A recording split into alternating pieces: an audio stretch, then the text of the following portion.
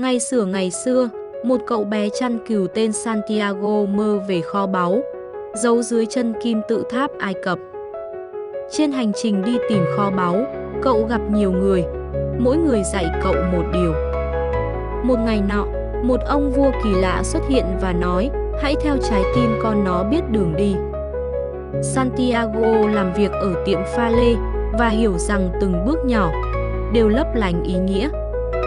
Giữa sa mạc, nhà giả kim dạy cậu, hãy lắng nghe gió, những vì sao và cả tâm hồn con. Cuối cùng, Santiago đến được kim tự tháp, nhưng chẳng thấy kho báu. Dù vậy, cậu vẫn mỉm cười. Trở về quê hương, Santiago nhận ra kho báu thực sự nằm ngay tại quê nhà nơi cậu bắt đầu hành trình.